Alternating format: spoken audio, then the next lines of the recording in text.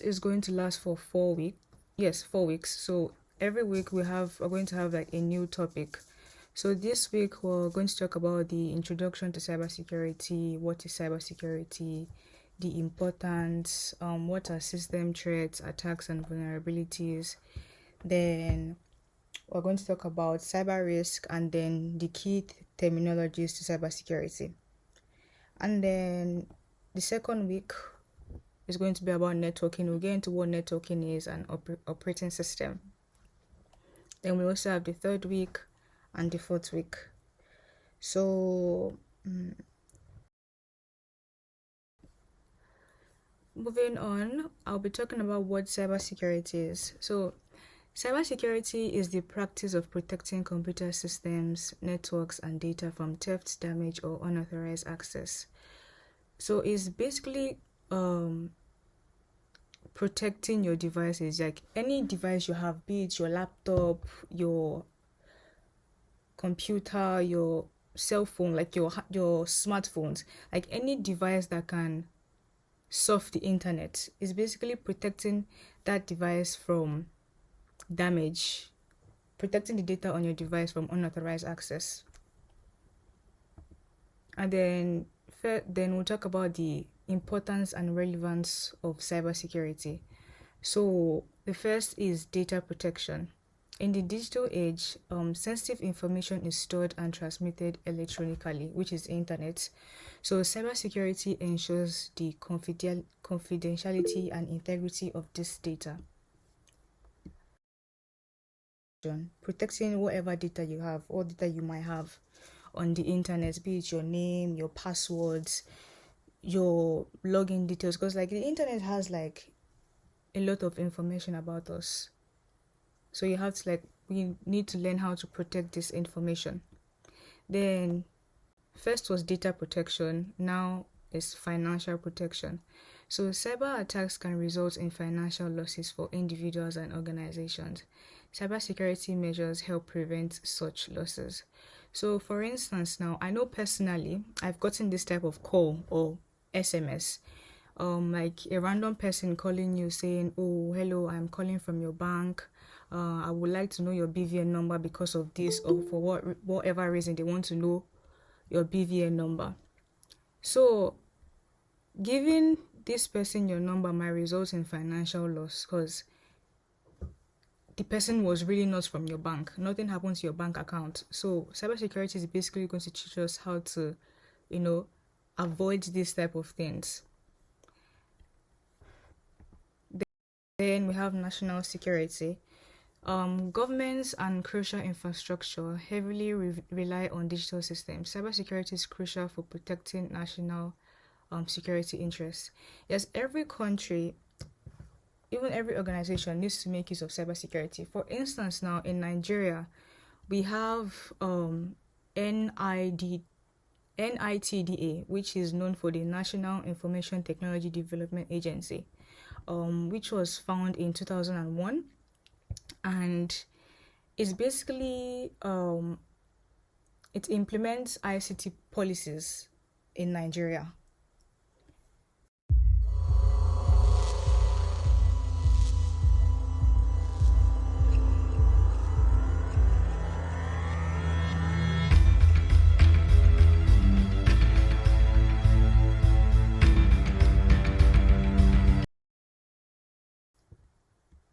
Then we'll talk about personal privacy. So individuals store personal information online. We all store personal information online. Like as long as we're using the internet, our personal information, our names, our phone numbers is online. We've logged in or signed up for something one way or another, and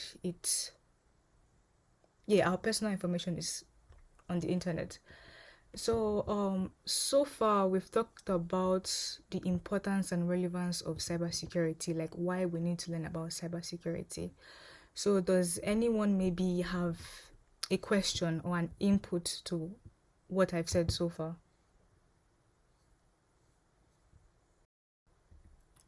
System threats, attacks, and vulnerabilities. These three things are different. but they work um hand in hand, like they work all together. So first we'll be talking about system threats. So any occurrence, whether it's malicious or not, that has potential harm to an asset is considered a threat. A threat, in other words, is any unfavorable occurrence that may occur to an asset. So for example, you have like your Instagram login and your password. Your password might be a weak password. Maybe it's just numbers. And I don't think that's possible. You can't like sign up for an account with just numbers, but it's just an example. So that might be a threat because it is a weak password. And then we have system attack. So a system attack is any activity that exploits a vulnerability or poses a threat. It's considered an attack. So in order to have an attack, there's always going to be a threat. So when you have a threat, you don't know if... I'll talk about the differences like in the coming slides. We'll explain the differences more between an attack and a threat. So any weakness that allows a danger to occur is known as a vulnerability. This could be a result of poor design, inappropriate settings, or insecure code techniques. Like I said before, like you have a login to like an account, but then your password is weak. So it's a vulnerability to your accounts. Like anyone that gets access to that password, is like your account is gone because they can like do anything with that account. So then, like I said, we'll talk about the differences between a threat and attack. So first, a threat might be either deliberate or unintended. Like when you have a weak password, like it's not deliberate. You didn't say, okay, I want my account to be hacked, so I will put a weak password. It's not deliberate. It's a threat, but you don't know. Then we have an attack. An attack is always deliberate. Like a hacker will think that, okay, I want to take over this person's system. So it's always deliberate. Then a threat could be malicious or not. An attack is always malicious. Then threat, a data may or may not be edited or corrupted. Then the possibility of information tampering and harm is extremely high. So when an attacker gains access to your system, they're not just going to leave your system. They're definitely going to they have a goal, a reason why they are getting into your system, be it to get access to your data or to make changes to whatever information is on your system. Then the last thing is a threat is somewhat difficult to detect and an attack is rather simple to detect. For example, we'll talk about different types of attacks in the code. For example, if there's a ransomware attack is when you get a notification saying, oh, pay this amount and then we'll give you access back to your account. So when you get that type of notification, you know that, oh, my system is under an attack, so it's always simple to detect. When you're under an attack. Next, I'll be talking about the examples of threats or attacks that we might face. First is a malware. So a malware is a software that is designed to harm or exploit a computer system. And then there are different types of malware. So I'll just explain a few of them. I'm sure we've all heard about virus. A virus is a program that can reproduce itself. It can reproduce itself with little or no user input. It replicates itself. Once your system has a virus, it can replicate itself. That's why we make use of antivirus. And then there's also a Trojan horse. The Trojan is an application that appears to be useful or pleasurable. It can be a game. It can be a screensaver, anything that attracts you. So you're oh, this is interesting, let me go and download it.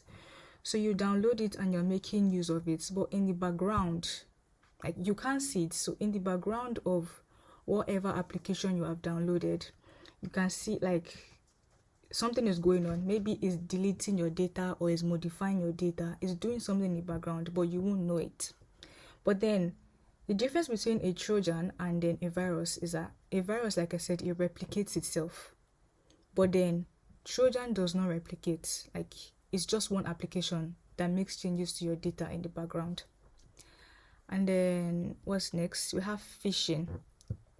So phishing might come up as voice phishing, or you get an email. For example, like someone sends an email to you posing as your bank, saying, I'm your bank, please give your information, give your login information, give your password, give your BVN, because we're trying to update like something. So things like that's like the best way to avoid like getting into things like that is if you get any email from your bank account, just ignore it, because you really don't know which one is from your bank and which one is not from your bank. Your bank will not tell you to click a link to log into your bank. There's always an application. So there's a bank app. You can get every information you want about your bank or your bank app. So if your bank is telling you, like send you an email telling you to enter your information, it's probably going to be like, it probably might be like a form of phishing. And then voice phishing is like I said before, someone like calling saying, I'm your bank, I'm this one, give me this information, or like someone calling you as your friend saying, please, something happened to me, please send this amount of money to me. It can come out as phishing, just trying to like get some information from you. And then we have denial of service, which is also known as DOS. So it's basically like the name, denial of service attack. It is overloading a system to disrupt its normal functioning. So it's literally like stopping you from getting access to a service that you want. And then next one is man in the middle. So man in the middle assault is an active eavesdropping attack in which the attacker connects to both parties and passes message in between them. So basically this, you're on the internet, and before an information gets to you, it's basically like a man in the middle of you and the network. So that person will probably try to get like information or change wherever information is coming to you. That's why we have things like encryption, where you protect where you like change whatever information you are trying to exchange, and use like ciphers to like decipher it like when it gets to your end. And then we have backdoor. A backdoor is any secret approach of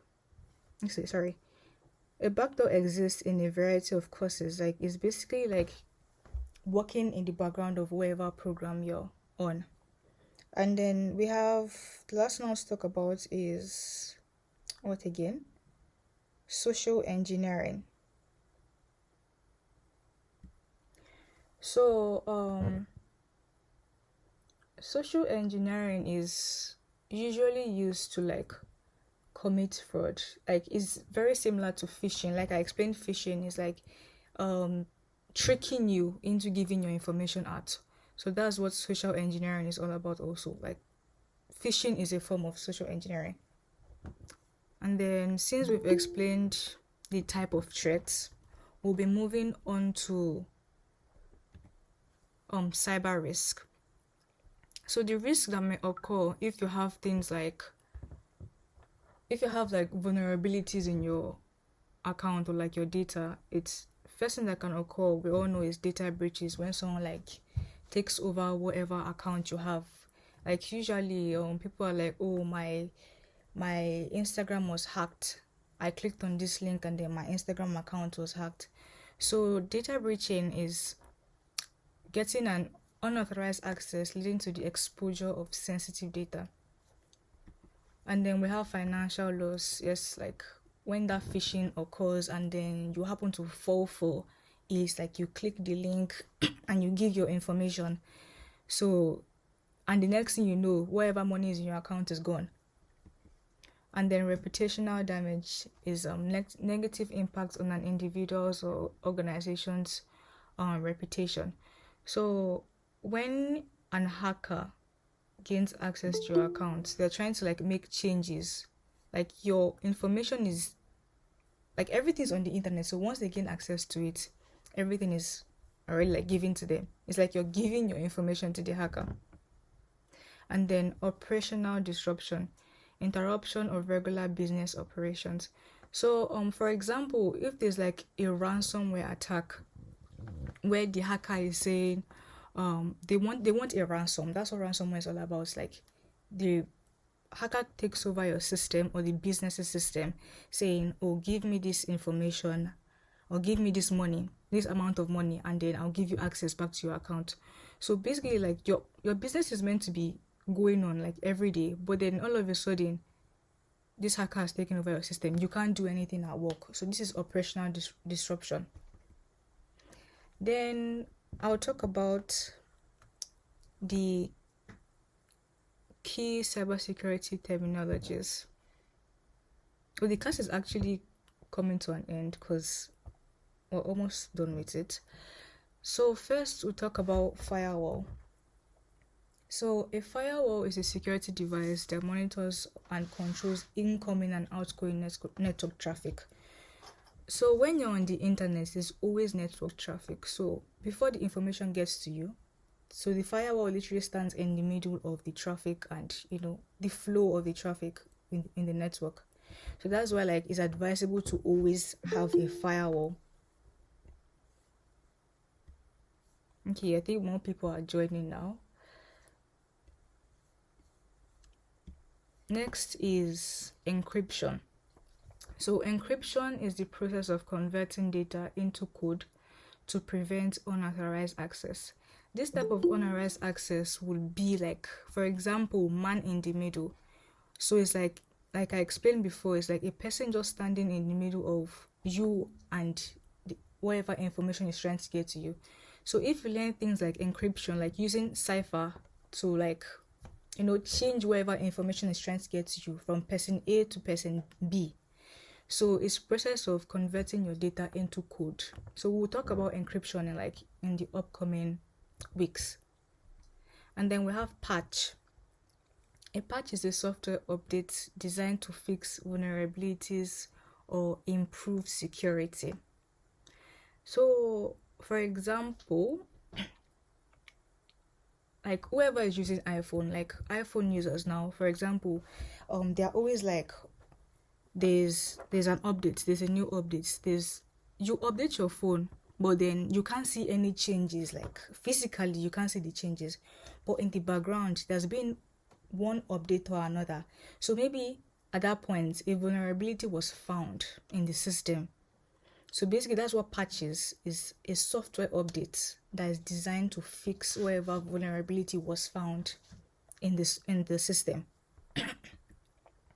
And then there's two-factor authentication, which is 2FA.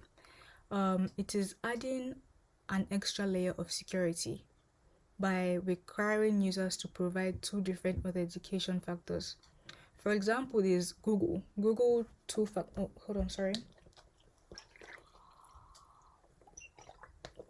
There's Google two-factor authentication where you're trying to sign up for something, so you put your email and they tell you to put a recovery email or a recovery like phone number. So that's two-factor authentication. You're not just giving one information of how you can get into your account. You have your email, which is your main email, and then another email, or your email on phone number, or you have your email and then they'll ask you what's your secret question, like give us a secret question. And so like whenever you try to log in, or let's say you did not log in for a long time and all of a sudden you are trying to log into this account, so they'll ask you for your email, you input that one, and then they'll ask you for a secret, what's your secret question, or like what's your secret answer, give us the answer to that question. So let's say, for instance, you cannot answer that question. There's no way you get access to that information. So it's always good to like set up a two-factor authentication when an account is telling you to like set it up. And then we'll talk about incident response. Incident response is the process of managing and mitigating the impact of cybersecurity incident. So incident response is like the speed, like how quick an organization can respond to like a cyber attack. Like let's say like there was a cyber breach in a company. So how quick the company can handle that attack is what incident response is about. It's like you're responding to whatever happened. Then penetration testing. Penetration testing is stimulating cyber attacks to identify vulnerabilities in system. So hackers, for example, okay, I will talk white hackers, or like blue hackers that work in an organization. There are different types of hackers. So right now I'm talking about like white hackers and like blue hat hackers. Let's say they have a new system that they want to put out. So before putting out this system, they're going to run some tests, and one of the tests is going to be penetration testing. So it's basically stimulating the software, like attacking the software. It's not real, it's just like a stimulation, and attacking the software or the system to find out what vulnerability is there in order to like improve it, in order to like patch the system. Like we talked about patch previously. It's like updating the system to fix whatever vulnerabilities is there. And then we have endpoint security. Endpoint security is protecting the computer networks that remotely breach the client's device. So at the endpoint is the clients. We're the ones at the end because we're making use of